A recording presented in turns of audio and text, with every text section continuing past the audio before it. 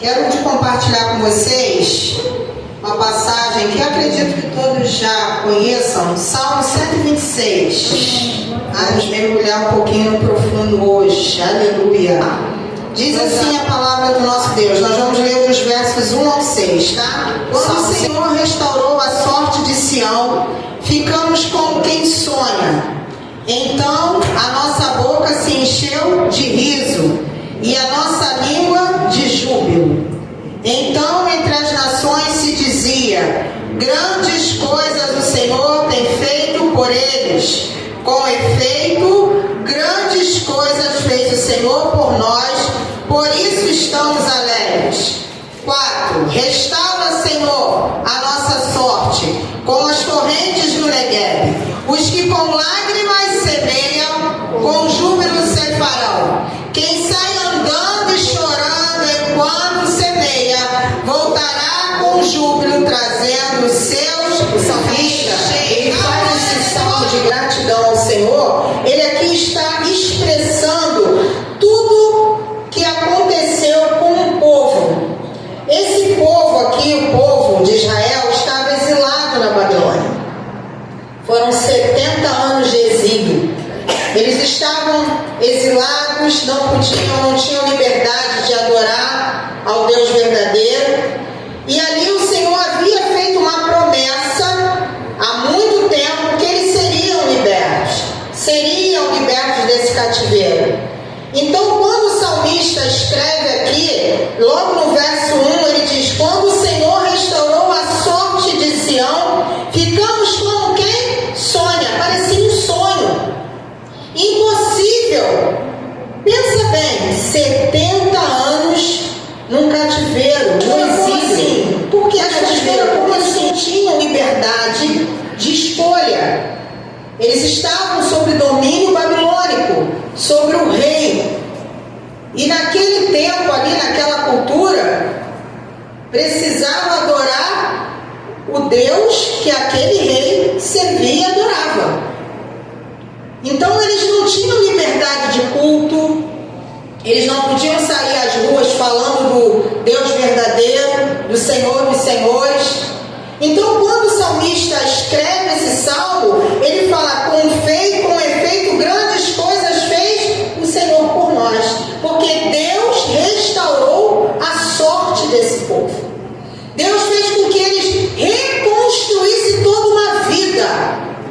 O texto aqui não fala, mas se nós formos estudar em outras passagens, como por exemplo de Daniel, que Daniel foi um dos homens que ficou cativo, exilado na Babilônia. Ele e os seus 3 amigos. Quem conhece a história? Sadraque, Mesaque e Abednego. Se nós formos lá no livro de Daniel, nós vamos entender um pouco esse contexto melhor. Esse povo, o texto aqui não fala, mas provavelmente estavam oprimidos, desanimados, abatidos, com as suas vidas destruídas. Porque pensa bem, eles estavam na sua cidade de origem, na sua cultura, adorando um Deus verdadeiro. De repente chega, eu pego todo mundo, e havia um decreto que o rei pediu para que trouxesse na primeira levada pessoas que soubessem escrever, ler, pessoas que tivessem conhecimento de algumas áreas para servir ao rei na Babilônia. Então eles ficam presos, têm de servir, e ainda com o risco de, se não adorar ao Deus daquele rei, poderia morrer. Então provavelmente estavam sem expectativa mais de vida. E vejam bem, há relatos que dizem que alguns estavam ainda mesmo assim nessa condição, mesmo com todo o exílio, com toda a opressão, não desistiram de adorar a Deus. Mas também tinha alguns que, sob a pressão, resolveram desistir. E nessa noite o Senhor me trouxe aqui para falar para você. Ele falou comigo e eu vou falar com você nessa noite. É tempo de reconstrução. E para reconstruir, assim como esse povo aqui viveu Mas, pastora, 70 anos. Era preciso passar pelo processo. Deus sabia por que levou tanto tempo para tratar, para curar. Mas em meio a esse tempo, Deus levantou grandes homens. Levantou Daniel, levantou Ezequiel. Quem conhece a história do Vale de Ossos Secos? Foi todo durante esse processo de exílio babilônico. Então, o Senhor deu escape em algumas vezes, mostrou o seu poder. Daniel ali na cova dos leões, Sadraque, Mesaque e Abednego na fornalha de fogo ardente. Histórias de sobrenatural mesmo no exílio. E o que o Senhor está falando conosco é escolha. Para reconstruir, para começar, tem que começar do zero. E aí me chama a atenção a passagem de Neemias, quando ele vai reconstruir os muros. E hoje a gente vai falar um pouquinho de algumas passagens bíblicas. Talvez não tenha tempo da gente ler, mas eu vou citar. Neemias, quando ele foi reconstruir os muros, preste bem atenção, depois leia o texto lá. Neemias não pegou nada que ficou do muro que foi destruído, até porque as pedras daquele muro foram queimadas. A palavra de Deus diz isso. As pedras foram queimadas, porque elas feitas de um material que queimava e virava pó, cinza. Então não havia como Neemias pegar nada para conseguir começar a reconstruir aquele muro perdido. Vocês estão entendendo que começou do zero? Ele teve que buscar outros recursos para reconstruir novamente o muro da sua cidade. E vejam bem, ele foi ousado, ele teve atitude, ele obedeceu um chamado do Senhor e ele foi. Ele precisou ir na presença do rei para pedir que liberasse ele para então reconstruir os muros.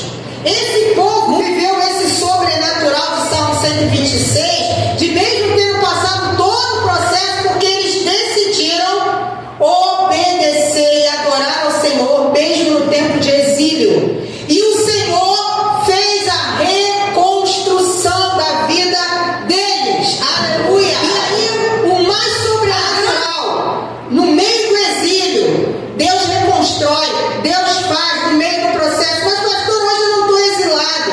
Não é exílio, não estou no cativeiro. Sim, talvez fisicamente não, mas talvez você esteja no cativeiro do medo, da angústia, da opressão, da depressão.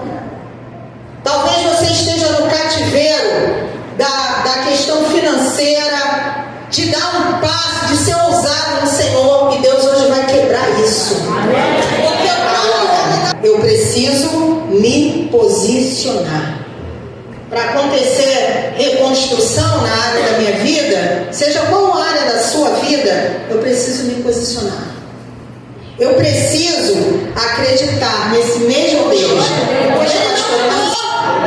Mas então por que a gente não vê algumas coisas, pastora Deise? Porque não temos fé suficiente. Porque a Bíblia fala, se tivermos fé do tamanho do grão de mostarda, diremos esse monte, passa daqui para lá. Ou seja, o povo estava exilado, sim, estava talvez triste, abatido, mas eles precisaram passar por esse processo, venceram o processo e deram glória. Eles não desistiram. Porque você está desistindo no meio do processo. Aleluia! Por que você quer parar no meio do processo? Mas eu sei também que o meu Deus me justifica.